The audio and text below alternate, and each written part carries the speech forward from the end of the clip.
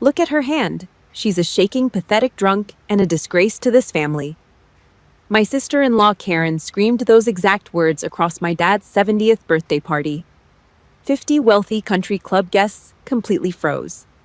Beside her stood a stranger in a cheap suit, a rehab doctor she had literally brought here to publicly ambush me. I looked at my own brother Daniel. He just stared down at his shoes. He stayed dead silent, abandoning his own flesh and blood to the wolves just to please his wife. That betrayal hurt worse than any bullet I ever took. My right hand was shaking violently. The ice in my water glass rattled against the crystal. But I am a Navy commander. I don't retreat when ambushed. I slammed the glass down on the table, grabbed the right sleeve of my silk dress, and ripped it all the way up to my shoulder. The entire room gasped. I exposed the massive jagged crater where a 7.62 millimeter sniper round had completely pulverized my bicep and radial nerve. This isn't alcohol. I boomed, my voice slicing through the dead silence. This is permanent nerve damage. Before Karen could open her mouth to double down, a massive man in a Navy dress uniform pushed his way through the crowd. He stared at my mangled arm, the color completely draining from his face. Right there on the hardwood floor, Commander Vance dropped heavily to his knees. Tears spilled down his weathered face. That scar. That trajectory. He choked out, his voice breaking in front of the entire elite crowd. If you hadn't stepped in front of that bullet, my men would have come home in body bags. But before I tell you exactly how I incinerated my sister-in-law's fake upper-class life with a single sentence, please like this video and subscribe to the channel. You won't want to miss the absolute public destruction of a parasite who tried to bury a combat veteran. The jazz band stopped playing. The sudden silence in the country club ballroom was heavy, suffocating. You could smell the roasted tenderloin and the overpriced Chanel perfume baking under the heat of the crystal chandeliers.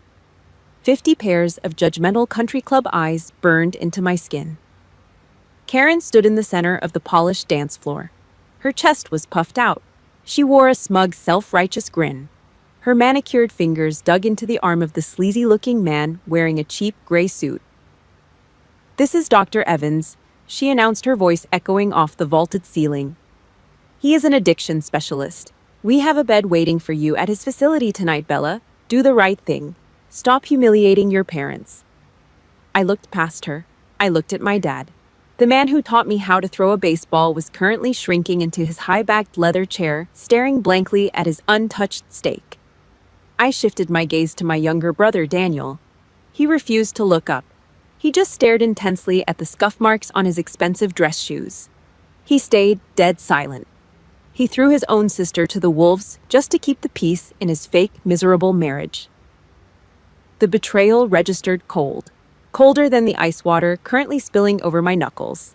My right hand was experiencing a severe neurological tremor. The ice cubes clinked and rattled violently against the heavy crystal glass. Every eye in the room tracked the shaking. They did not see an officer, they saw a liability, a broken woman ruining their caviar service. I did not cry. Crying was for victims. I am an explosive ordnance disposal officer. I dismantle threats for a living. I set the glass down. The heavy thud echoed. I reached across my body with my functioning left hand.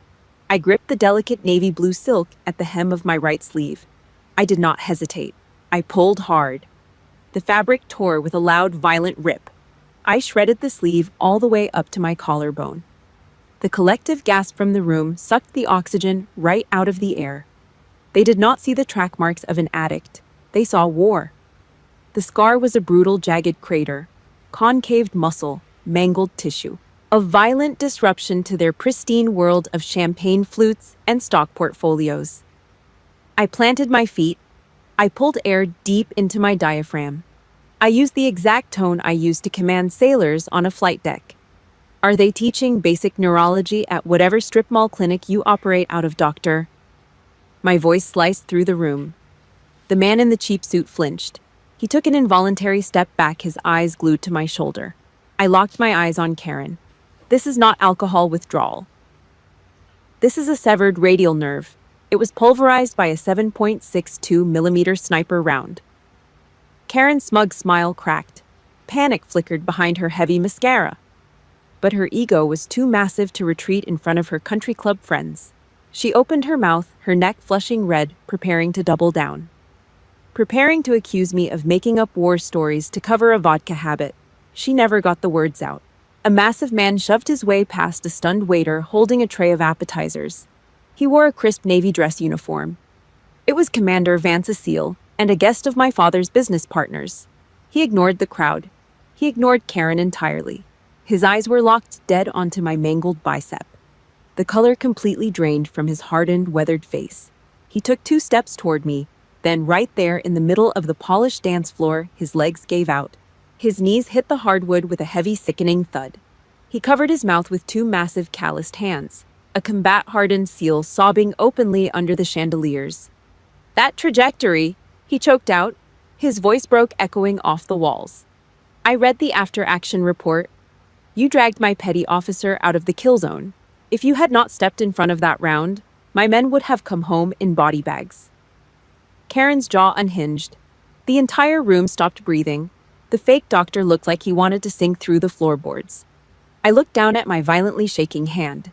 The tremor was relentless.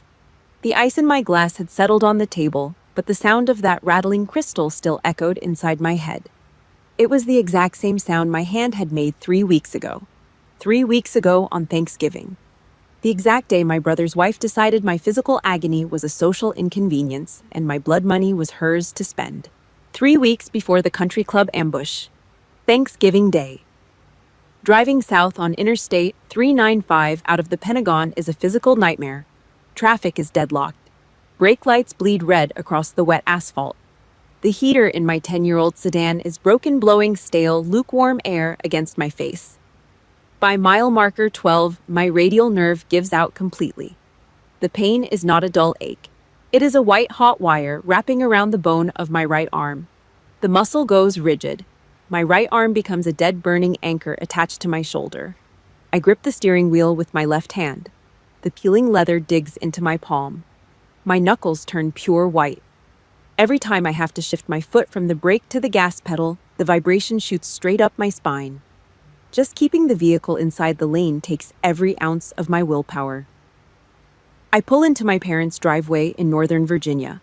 I park directly behind Karen's vehicle. It is a brand new oversized Lexus SUV. The dealer tags are still bolted to the rear bumper.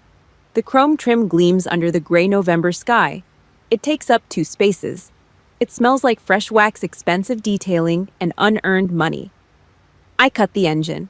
I sit in the cold silence of my car for a full minute. I force my breathing to slow down. In, out. I lock my dead right arm hard against my ribs to stop the visible shaking. I push the heavy car door open and step out onto the concrete. I walk through the front door. The house smells of roasted turkey butter and synthetic vanilla air fresheners. I am still wearing my Navy working uniform. I just finished a 14-hour marathon shift doing threat assessments deep inside the Pentagon. My combat boots are heavy against the hardwood floor. Sweat dries cold against my collar. I feel the grit of exhaustion behind my eyes. Karen stands in the hallway waiting for me. She holds a crystal glass of sparkling cider. She wears a cream-colored cashmere sweater that probably costs more than my monthly car insurance. Heavy gold bangles clink against her wrist. She looks me up and down.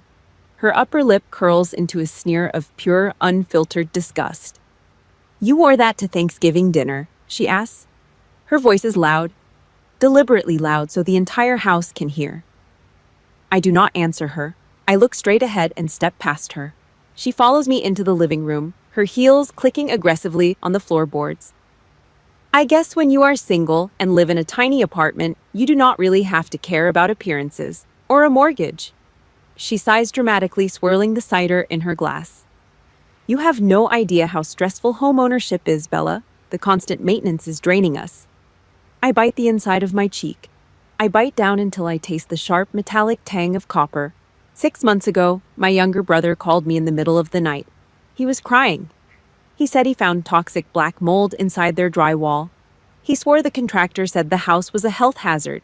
He begged me for help. I was stationed overseas in a combat zone.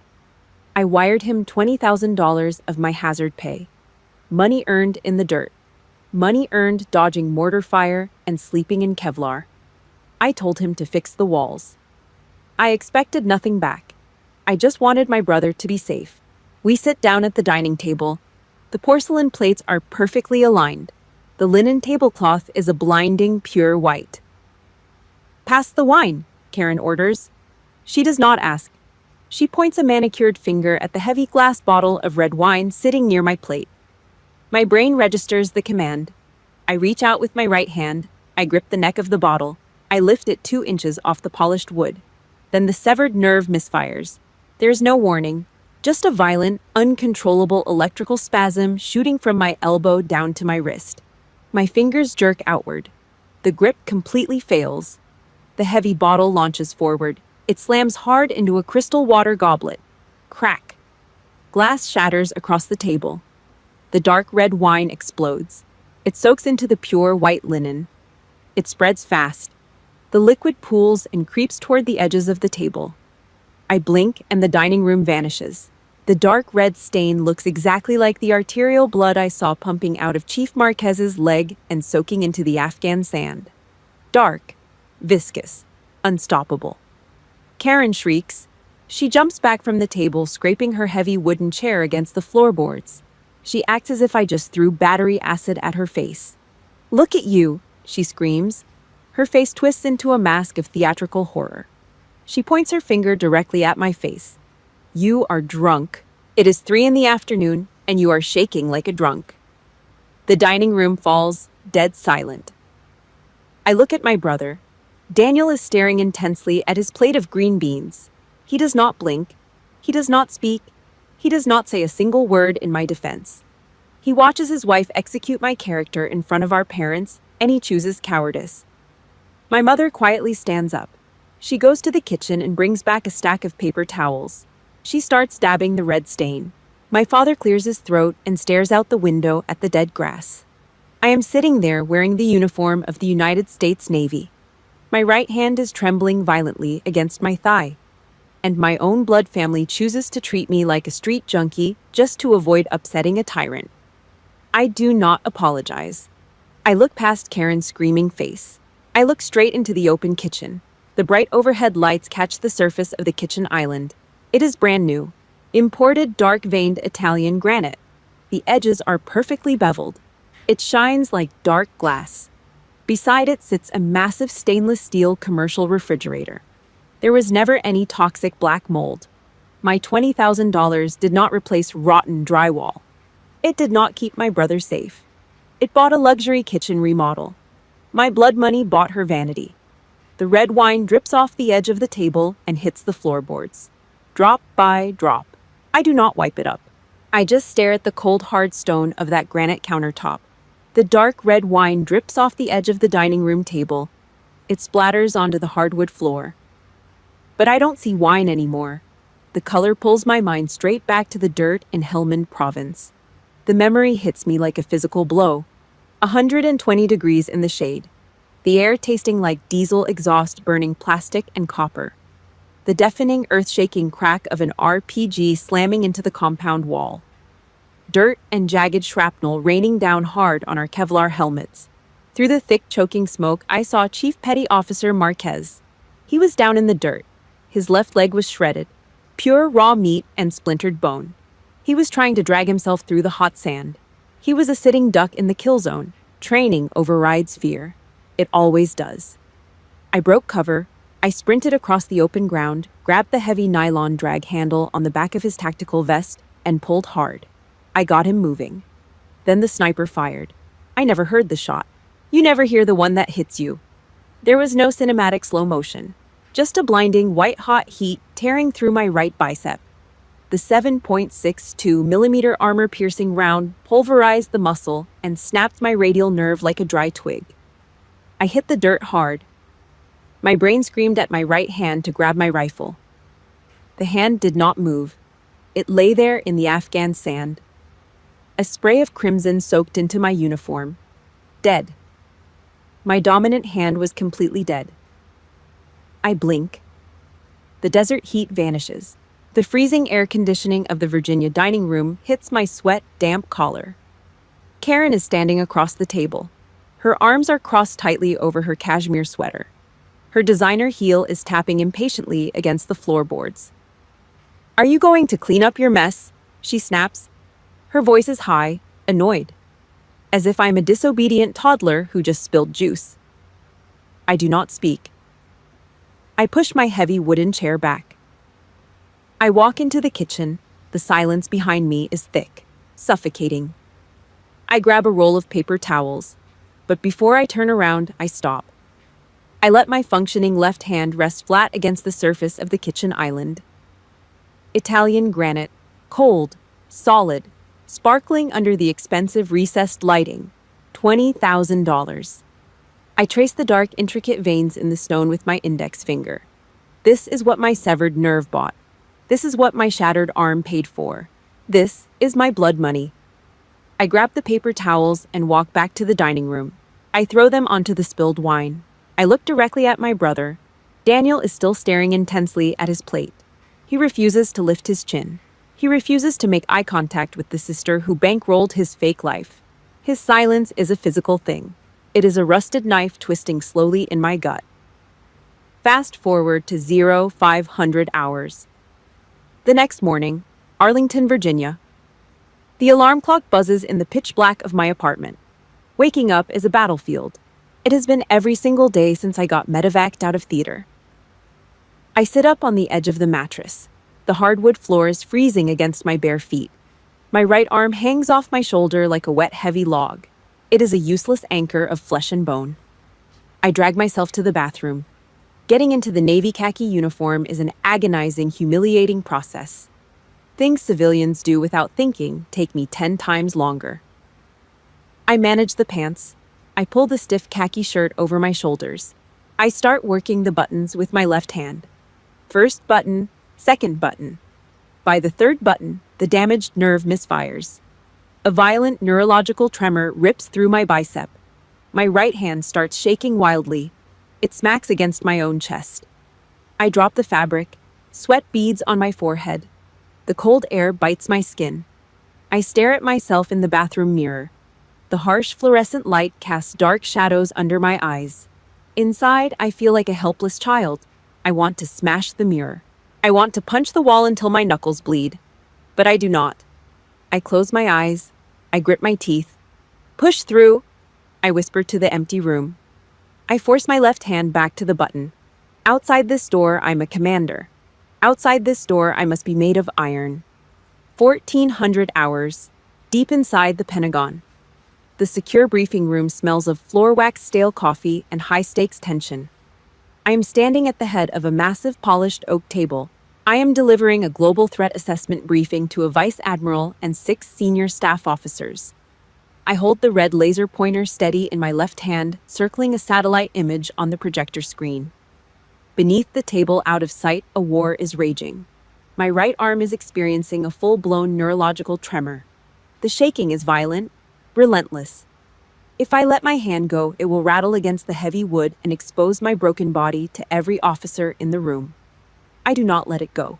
I drop my right shoulder. I pin my elbow brutally against my ribs. I use pure, raw physical force to crush my own arm against my torso. I press hard enough to leave a deep, dark bruise on my ribs. It hurts. It burns like hell. I ignore it. My face remains a mask of cold, unbothered professionalism. I do not stutter. I do not break eye contact with the vice admiral.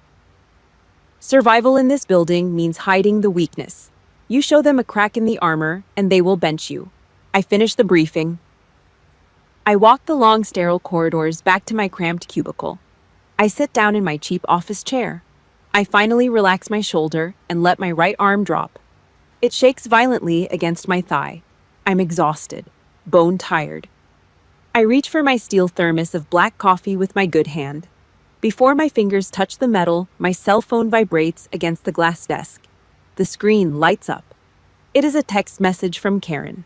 A massive block of text. I stare at the glowing screen in the quiet office. The survival mask I wear for the military is flawless. But my family knows exactly where my armor is broken. The enemy is changing tactics, and the real assault is just beginning.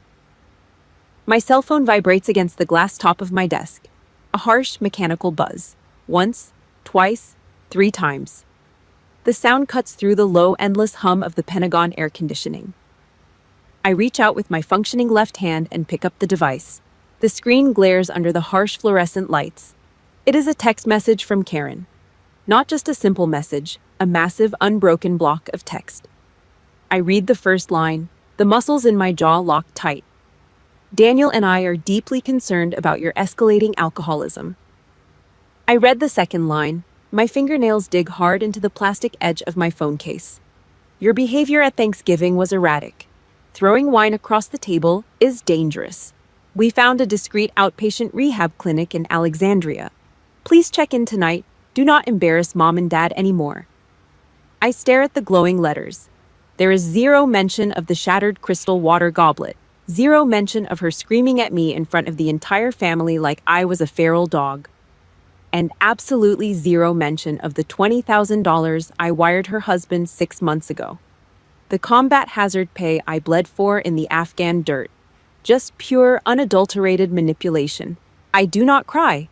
I do not throw the phone against the cinder block wall of my cubicle. Crying is for civilians who still believe the world is fair. I am an explosive ordnance disposal officer. I dismantle threats for a living. I sit back in my cheap, squeaking office chair. I read the text block again. I stop looking at it like a message from my brother's wife. I start looking at it the exact same way I analyze the wiring of an improvised explosive device buried under a dirt road. I strip away the emotion. I look at the bare wires. Karen is terrified. She's not concerned about my liver. She is panicked because I looked past her screaming face in the dining room. She knows my eyes locked onto the brand new imported Italian granite countertops. She knows I saw the massive stainless steel refrigerator. She knows the gig is completely up. This text message is not a family intervention. It is a preemptive defense grid. By framing me as a mentally unstable raging drunk, she is building a concrete firewall around her lies. If I march into that house and demand my money back, she has already laid the groundwork. She will just shake her head, look at my parents with fake pity, and tell the family I am hallucinating from severe alcohol withdrawals. It is gaslighting. Masterful, calculated, predatory gaslighting. She took my genuine medical trauma, a severed radial nerve from a sniper round, and weaponized it into a character flaw just to protect her kitchen remodel. I look back at the screen. 3 little gray dots bubble at the bottom of the text thread. She is typing again. 10 seconds later, another message pops up. We are praying for your recovery, Bella. The sheer audacity tastes like battery acid in the back of my throat. She stole my blood money, bought luxury countertops with it, and now she's playing the righteous, long-suffering savior. My left thumb hovers over the digital keyboard.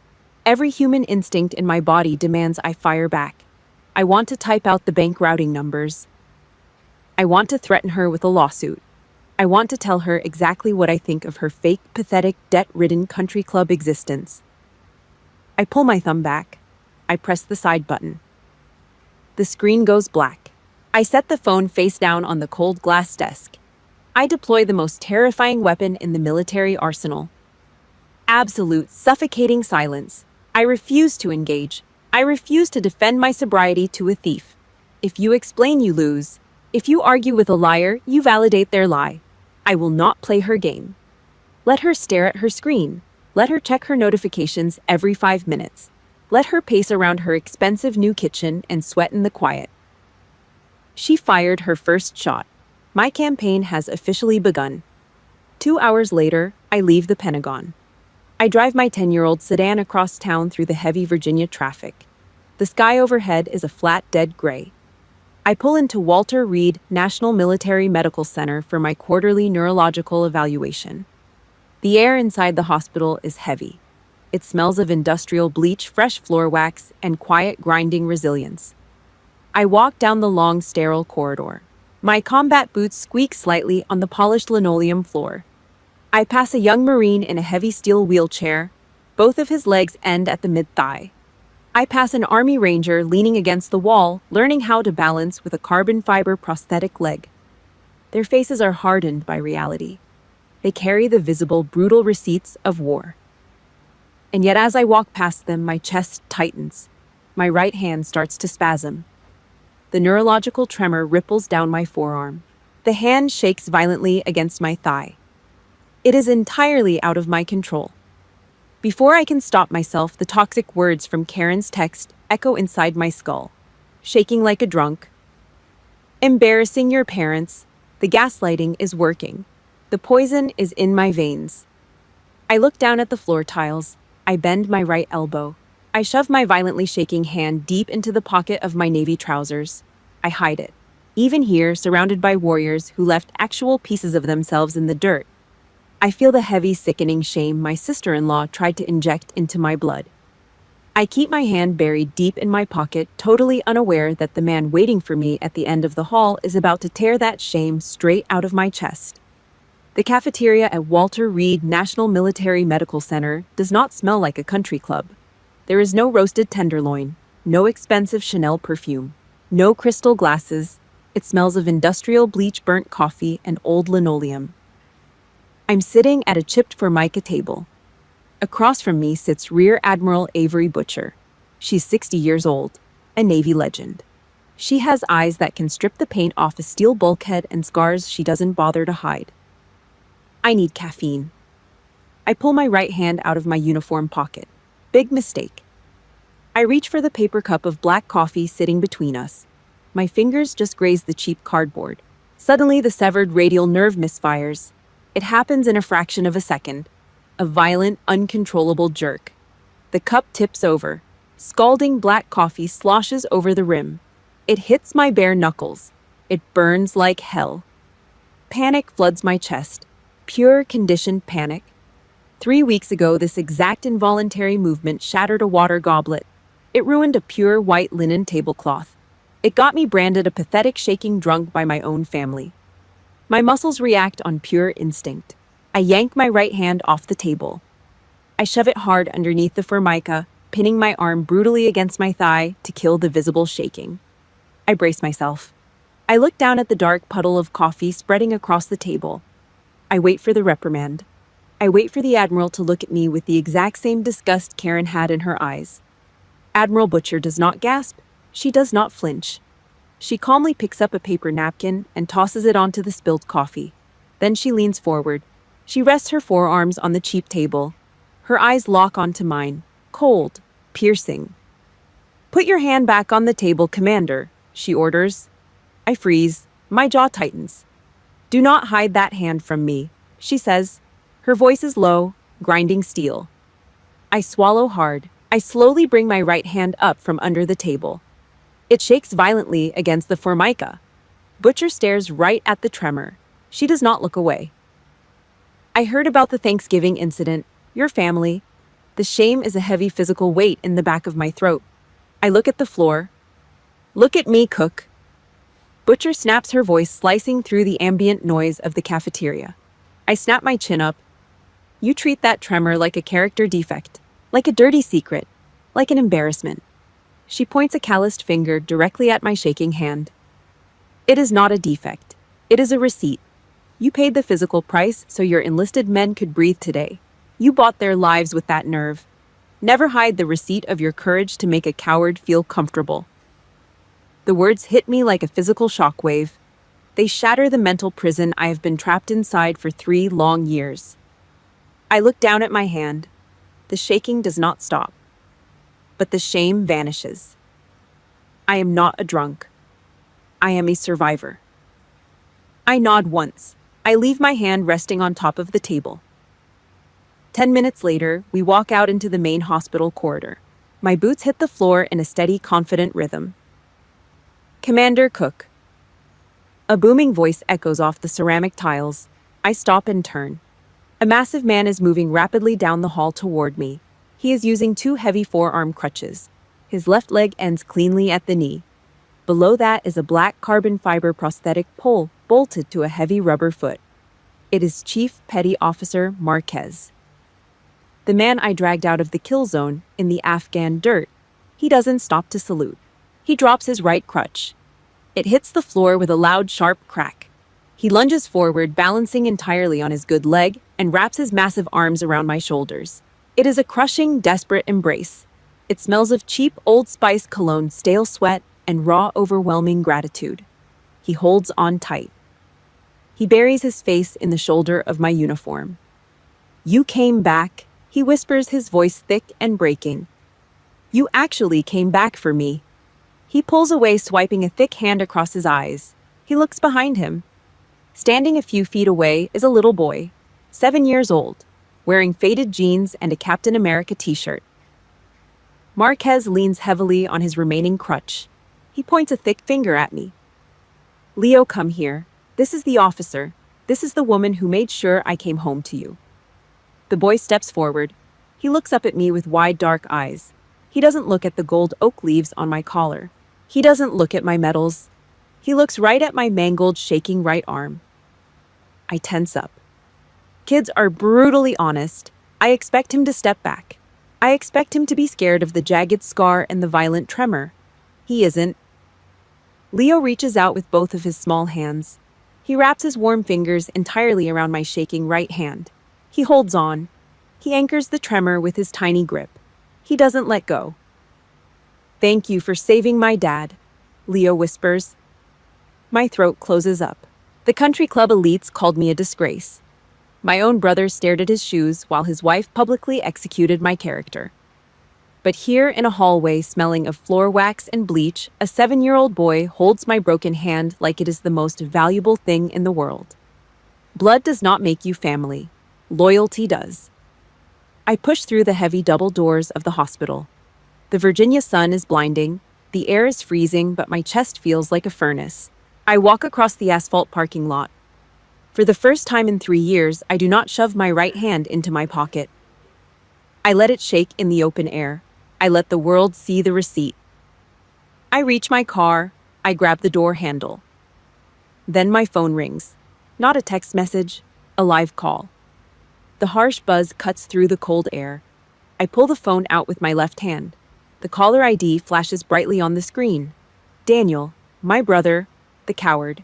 The man who has not spoken a single word to me since Thanksgiving. The man whose wife just tried to gaslight me into a rehab clinic to cover up their financial theft. I stare at his name. The peace of the hospital vanishes. The war is back on. I hit the green button, put the phone to my ear, and wait for him to dig his own grave. The call comes in exactly 2 weeks after Karen's gaslighting text message. I am standing in the asphalt parking lot of the Walter Reed Medical Center. The Virginia wind cuts through my uniform coat. The caller ID flashes my brother's name. I let it ring 3 times. My thumb hovers over the red decline button, but I hit green. Bella. Daniel's voice is thin, shaky. He sounds like a guy begging a loan shark for an extension. "What do you want, Daniel?" "Dad's 70th birthday dinner is this Saturday," he says. He breathes heavily into the receiver. "It is at the Oak Creek Country Club. He really wants you there. We all do." I stare out at the cold gray pavement. I am not sitting at a table with your wife. Not after Thanksgiving. Not after she accused me of being a drunk to cover up the money you two stole. "She dropped it," he says quickly. Too quickly. "I swear to God, Bella, I talked to her. She dropped the whole rehab nonsense. She just wants peace. For Dad. Please, just come for dinner. No drama." Every tactical instinct in my body screams at me to hang up. An ambush always needs bait. The enemy uses what you love to pull you into the kill zone. My brother is reading a script. I can hear the manufactured desperation in his throat. But then I remember the little kid who used to hide behind my legs when thunderstorms shook our childhood house. I remember the brother I wired $20,000 to from a combat zone because I thought he was in danger.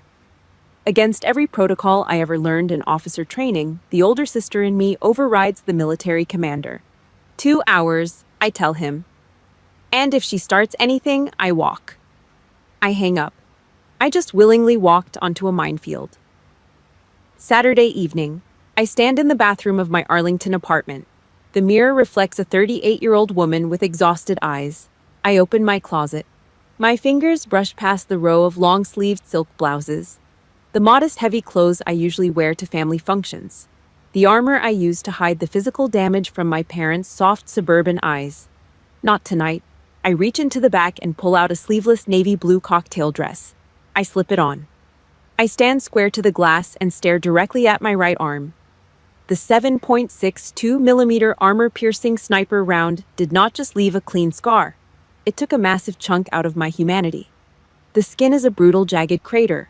The bicep is concaved and violently twisted where the muscle and radial nerve were pulverized into red mist. It is ugly. It is harsh. It is real. Normally, I would grab the cream-colored pashmina shawl sitting at the foot of my bed. I would drape it over my shoulders to spare the country club guests the discomfort of looking at a mangled war veteran while they eat their imported shrimp cocktail.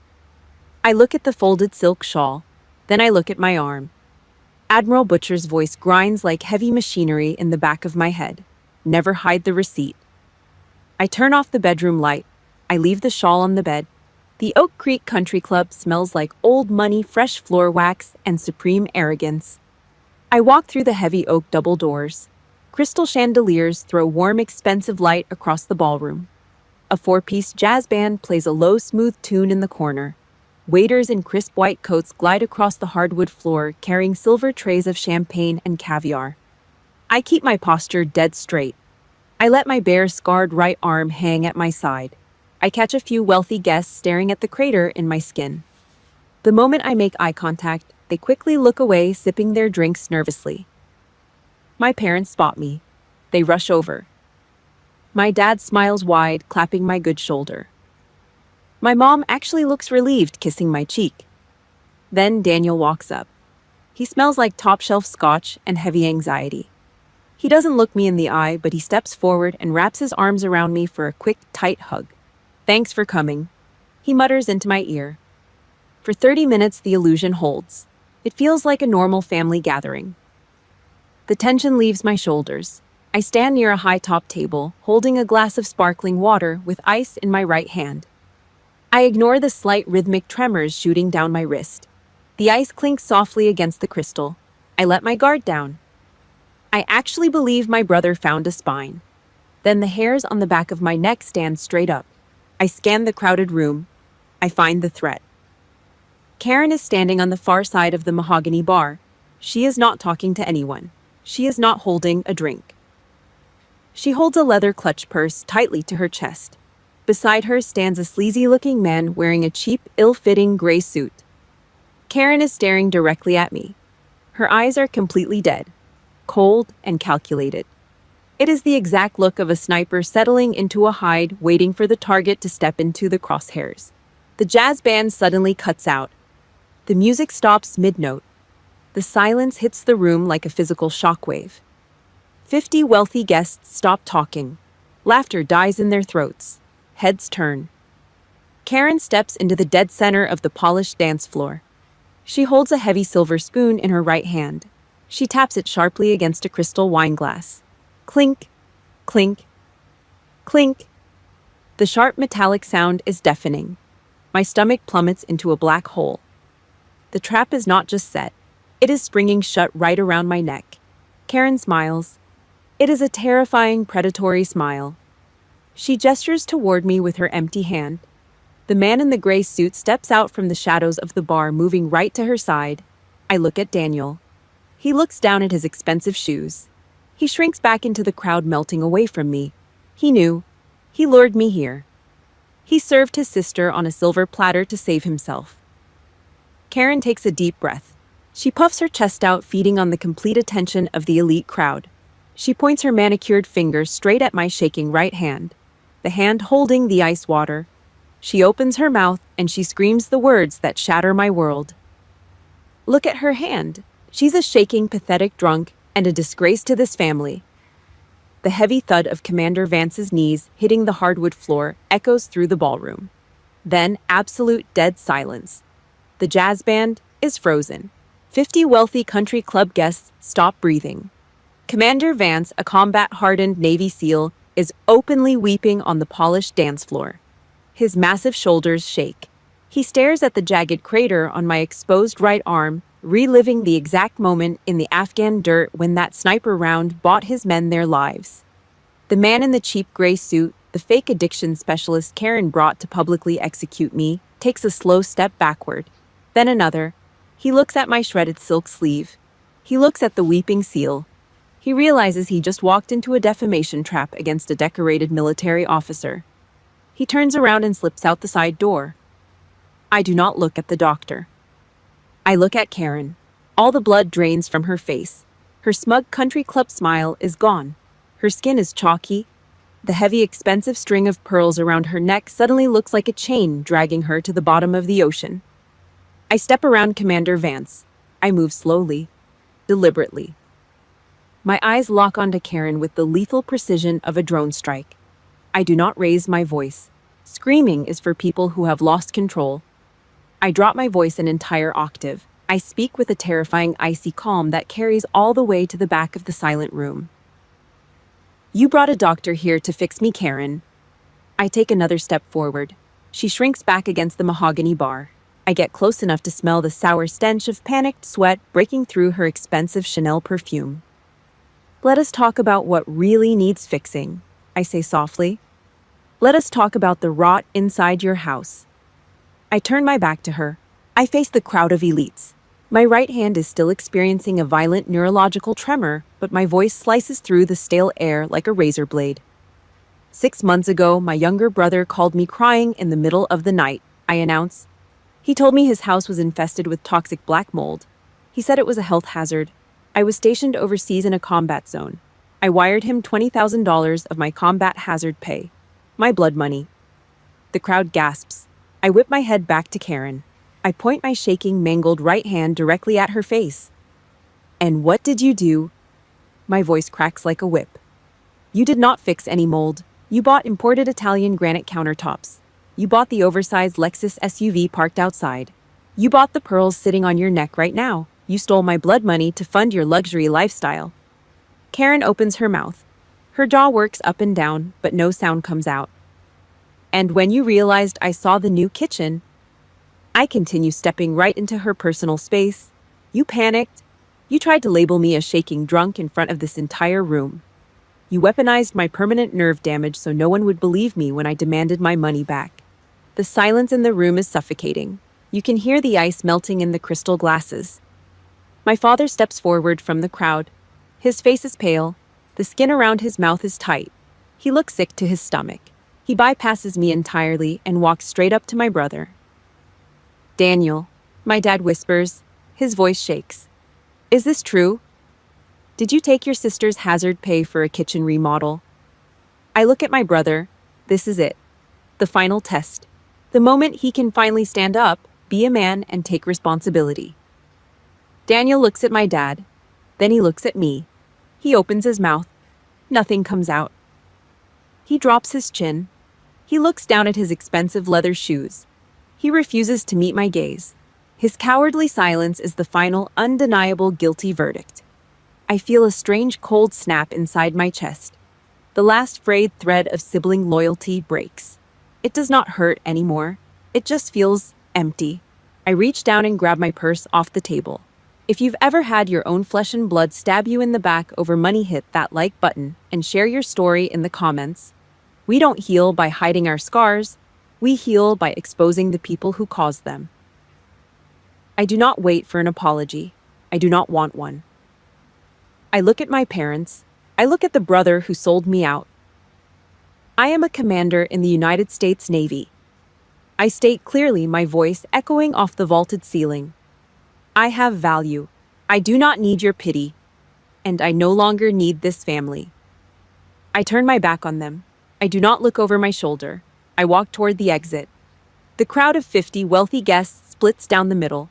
They part for me like the Red Sea, pulling their expensive coats and dresses out of my way. They stare at the jagged crater on my arm, but there is no judgment left in their eyes, only raw shock. I push through the heavy oak double doors. The freezing Virginia night air hits my face. It bites at my exposed skin. It smells like pine needles and cold asphalt. It is sharp and clean. My right hand is still shaking violently at my side. The nerve damage is permanent. The physical war will never end. But as I walk across the dark parking lot toward my car, I take a deep, pulling breath. My chest feels as light as air. I am finally free. The morning after the country club ambush, I wake up in my Arlington apartment. The physical toll of adrenaline is heavy. My right arm aches with a dull burning throb. I roll over and look at my nightstand. My cell phone is a glowing, vibrating battlefield. 47 missed calls, a dozen voicemails, a constant stream of text messages lighting up the glass screen. I reach over with my good hand and unlock it. I ignore the desperate texts from Daniel. I open the thread from my mother. Please come home, Bella. You are tearing this family apart. You need to be the bigger person. Family forgives. I stare at the cracked plaster on my bedroom ceiling. The harsh morning light bleeds through the blinds. Be the bigger person. It is the universal battle cry of the enabler. In this family, being the bigger person just means lying flat on the dirt so the toxic ones do not have to step over you. It means swallowing your own blood so you don't ruin their appetite. I swipe left. I hit delete. I drop the phone back onto the nightstand. I am completely done absorbing their shrapnel. I push myself out of bed. The floorboards are freezing. I walk to the kitchen, pour a mug of black coffee, and carry it to my small desk. I open my heavy military-issued Panasonic Toughbook. I do not write a heartfelt letter. I do not ask for understanding. I draft a directive. I use the standard military communication format, BLUF. Bottom line up front. I hit the keyboard hard with my left hand. The mechanical clicking echoes off the bare walls of my apartment. Subject: rules of engagement. Condition 1. Karen will handwrite a formal apology to all 50 guests present at the Oak Creek Country Club. She will explicitly state she lied about my sobriety to cover up a financial theft. I want a copy of every letter. Condition 2. Daniel has exactly 30 days to present a legally binding repayment plan for the $20,000 hazard pay. On day 31, my attorney files a civil suit for fraud and theft by deception. Your assets will be subpoenaed. There will be no phone calls. There will be no negotiations. Do not contact me again until these conditions are met. I move the cursor. I hit send. The screen flashes white. The digital bomb is away. 3 days pass. The silence from Northern Virginia is absolute. It is heavy, but it is clean. On Thursday afternoon, a sharp knock hits my front door. I open it. A delivery driver in a faded brown jacket is standing on my welcome mat. He holds a massive, heavy glass vase. It is stuffed with at least $200 worth of premium blue hydrangeas. Delivery for Cook, he mutters, shoving the heavy vase into my arms. The smell hits me instantly. It is sickeningly sweet, suffocating. I carry the vase into the kitchen and set it on the counter. I pull the small white envelope from the plastic fork stuck in the soil. I rip it open with my teeth. It is Karen's handwriting, frantic, sharp loops. I am sorry if you felt attacked. Emotions were high on Saturday. We all said things we didn't mean. Let's move past this. I read the card twice. A bitter laugh scrapes the back of my throat. It is a textbook classic narcissist non-apology. She's not sorry she stole my blood money. She's not sorry she tried to publicly execute me in front of 50 people. She's just sorry I fought back. She's sorry her mask slipped. I do not put the card down. I crush it in my fist. I pick the heavy glass vase back up. I walk straight out my front door. I march down the concrete breezeway of my apartment complex, the cold wind whipping against my face. I reach the heavy rusted metal dumpster at the end of the lot. I kick the side door open with my combat boot. I do not hesitate. I toss the entire $200 arrangement inside. Crash. The thick glass shatters over black garbage bags and rotten food. The sickeningly sweet smell of the flowers mixes with the stench of the trash. I let the metal door slam shut. That evening, the sun dips below the Virginia tree line. My phone rings. It is not Daniel. It is not my mother. It is my dad, the patriarch, the man who spent 30 years ducking his head and avoiding conflict at all costs. I sit on my couch. I answer the call. I do not say hello. I just put the phone to my ear and wait. I hear heavy, ragged breathing, then a thick, wet sob. My father is weeping, openly, violently crying into the receiver. I saw your arm, Bella. He chokes out. The words sound like they are tearing his throat apart. When you pulled up your sleeve, Jesus Christ. He pauses, trying to catch his breath. The line crackles with static. While you were out there, he whispers, his voice breaking completely. While you were getting torn apart by sniper bullets in the sand, I was calling you to complain about my golf swing. I was complaining about my lawn. I am so sorry, kid. I am so sorry I didn't protect you. I sit in the dark apartment. I listen to him cry. I do not offer empty comfort. I do not tell him it is okay. It is not okay. He needs to feel the full weight of this reality. I cut him off, Bella. My dad finally says, his voice hardening into something cold. Daniel came to the house this morning. He asked for a loan to cover the lawyer you threatened him with. I told him to get the hell out of my house. I cut his credit lines. They do not get another dime from me until your blood money is returned. I close my eyes. The supply lines are officially severed. The enemy is isolated, broke, and starving. Thank you, Dad, I say quietly. I will see you on Friday. Friday is my promotion ceremony at Naval Station Norfolk. It is a highly publicized military event. My parents will be in the VIP row. To maintain their fake country club optics, Daniel and Karen have no choice but to show up and pretend everything is fine. They are walking directly into my territory, and Admiral Butcher is waiting for them. Naval Station Norfolk. Friday morning. The air inside the massive aircraft hangar is cold and heavy. It smells like raw ocean salt, hot asphalt, and the sharp chemical burn of jet fuel. The massive steel doors are rolled wide open. Beyond them sits the gray hull of an aircraft carrier. Inside, 300 folding chairs are perfectly aligned on the concrete floor.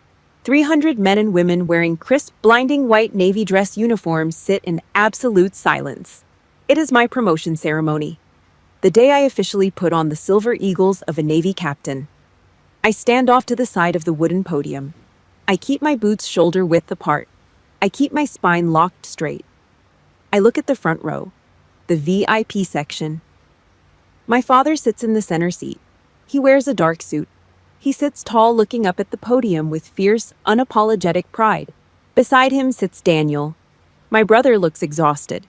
The skin under his eyes is dark and bruised from lack of sleep.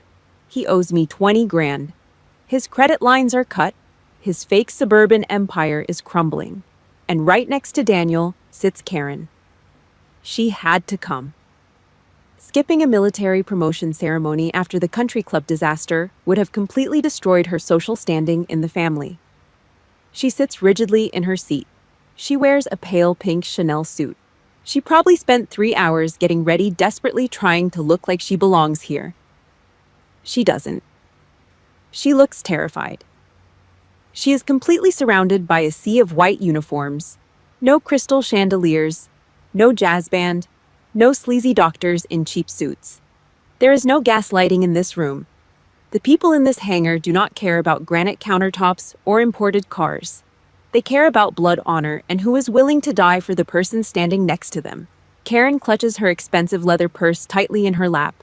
She realizes the brutal truth.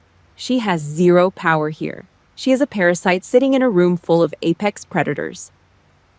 Rear Admiral Avery Butcher steps up to the wooden podium. The hangar goes dead quiet. Admiral Butcher adjusts the microphone. She looks out over the crowd, then she slowly drops her gaze. She bypasses the 300 sailors. She bypasses my father. Her eyes lock directly onto Karen in the front row. Butcher's face hardens into stone. She looks down at the prepared speech sitting on the podium. She reaches out, grabs the pages, and slowly folds them in half. She slides them away. She breaks script. We are here today to pin the rank of captain on an officer who understands the true cost of command. Butcher says. Her voice booms through the hangar speakers. It bounces off the heavy steel beams. She keeps her eyes dead-locked on Karen. 3 years ago in Helmand Province, a routine patrol turned into a slaughterhouse. An improvised explosive device detonated. A chief petty officer went down in the open dirt. His leg was shredded.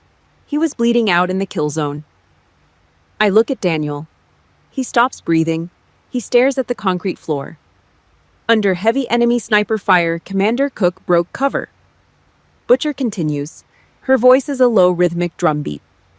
She sprinted 50 yards across open sand. She grabbed that chief by his tactical vest. She dragged a grown man wearing 80 pounds of gear out of the line of fire. And she did it while taking a 7.62 millimeter armor-piercing round directly through her right bicep. The silence in the hangar is absolute. It is heavy enough to crush bone. That sniper round, Butcher says, stepping out from behind the podium, shattered her radial nerve. It left her with permanent agonizing nerve damage. It left her with a violent physical tremor. Karen shrinks down in her seat. Her face burns crimson. She looks desperately at Daniel, but my brother refuses to look at her. He just stares straight ahead, his eyes glassy. Admiral Butcher's voice suddenly rises. It echoes like cannon fire. I have heard whispers, she thunders, glaring straight down at Karen. I have heard whispers in civilian circles that Captain Cook's shaking hand is a sign of weakness, that it is something broken, something to be ashamed of. Karen swallows hard. Her pink Chanel suit suddenly looks like a straitjacket. Let me be absolutely clear. Butcher grinds out her words, slicing through the air. That shaking is not weakness. It is not a flaw. That shaking is the undeniable physical evidence of absolute bravery. It is the receipt she paid so another American son could come home. The hangar erupts. It does not start with polite clapping. It starts with a roar. A massive man steps out from the shadows near the wing of a parked fighter jet.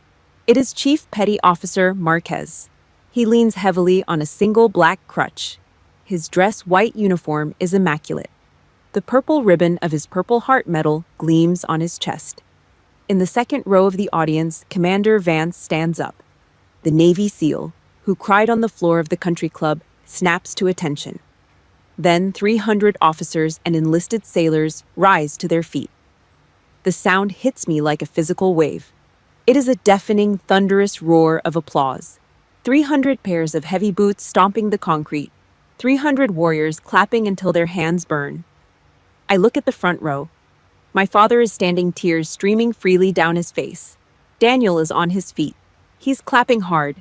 His face is pale and his hands are red. He looks directly at me through the sea of uniforms. He mouths 2 words. I'm sorry. Karen remains seated for exactly 3 seconds. She looks around in pure, unfiltered panic. The sheer pressure of the room forces her up.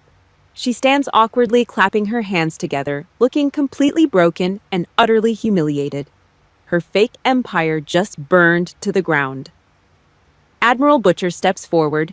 She holds 2 silver eagle insignias. I step up to the center of the floor. She pins the heavy silver medal to my collar. She takes a step back and comes to attention. Attention on deck, a Master Chief barks. The applause stops instantly. 300 sailors snap their heels together. The sharp crack of leather on concrete echoes one final time. I look out at the crowd. I do not hide my right arm. I do not pin it against my ribs. I raise my mangled right hand. I bring my fingers up to the brim of my white cover. I execute a perfect military salute. My hand shakes violently against my brow. The tremor is relentless. It is ugly. It is raw. But I hold it there. And 300 men and women in the United States Navy raise their hands and salute my shaking arm right back. 8 months. That is exactly how long it takes to break a narcissist when you completely cut off their supply lines. The first of every month, a notification pops up on my phone screen. An automatic direct deposit from Daniel's bank account. $1,200. Clockwork. No excuses, no missed payments. My brother finally figured out that my lawyer was not bluffing. I am sitting at my kitchen island running a threat assessment report on my military laptop. An email drops into my personal inbox. The sender name is Karen. I don't open it immediately. I finish my coffee. I wash the mug. I wipe down the counter. I let her wait. Only then do I click the subject line. It is a long, raw confession. The country club facade is gone. She writes that Daniel moved his clothes into the downstairs guest room 3 months ago. He told her he was filing for divorce if she didn't fix the damage she caused. Stripped of her enablers, isolated from my father's bank account, and facing the collapse of her marriage, her ego finally cracked. She admits everything. She admits stealing the hazard pay for the countertops. She admits bringing the fake doctor to the party. And right at the bottom, she types the ugliest truth of all. I wanted to destroy you because I was jealous. You had a purpose. You had medals and respect. I had a massive house and absolutely nothing inside it. I am so sorry. Please give me 10 minutes of your time. I stare at the glowing screen. I do not feel vindicated. I just feel tired. I agree to meet her at a local diner in Alexandria, neutral ground. I walk through the glass door. The place smells like burnt coffee beans, old bacon grease, and wet asphalt. I spot Karen in a corner booth. The designer armor is completely gone. No Chanel suit, no heavy pearl necklace, no perfect blowout. She wears a plain gray wool sweater. Her hair is pulled back into a messy clip. The skin under her eyes is puffy and red. She looks exhausted. She looks like a civilian who just survived her first mortar attack. I slide into the vinyl booth across from her. I place my hands on the table, both of them. My right hand shakes lightly against the scratched laminate. I do not hide it. She looks at my hand and her eyes instantly fill with tears. Real tears. Not the theatrical gaslighting tears she used at Thanksgiving. These are the ugly, heavy tears of total defeat. I am so sorry, Bella. She whispers, her voice cracking. She grabs a cheap paper napkin and presses it against her eyes. I took your money. I lied to your parents. I tried to humiliate you. It was evil. I was evil. I signal the waitress. I order a black coffee. I wait for the mug to arrive before I speak. I take a slow sip. The coffee is bitter and scalding. I set the heavy ceramic mug down. I look at her. I do not feel anger anymore. The cold, icy rage that carried me through the last 8 months is gone. I just see a broken, insecure woman. I accept your apology, Karen, I say. My voice is flat, level. Relief washes over her face. She drops her shoulders, exhaling a massive, shaky breath. She reaches her hand across the table, trying to grab my left hand. I pull my hand back sharply.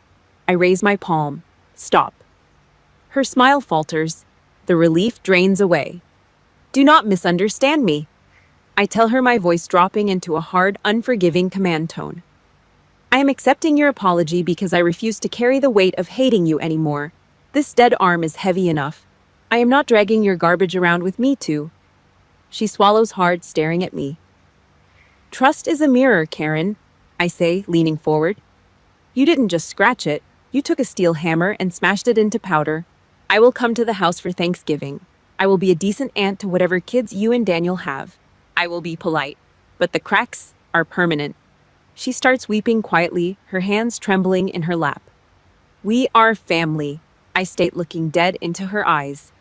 But we will never, ever be friends. Do you accept this boundary? She doesn't argue. She doesn't try to manipulate the narrative. She just gives a slow, defeated nod. I slide a $5 bill onto the table to cover the coffee. I stand up, turn my back on her, and walk out the door. Present day. I am sitting in the driver's seat of my fully restored 1967 Mustang convertible. It is parked on the asphalt edge of the naval base. The top is down. The air smells like ocean salt and exhaust.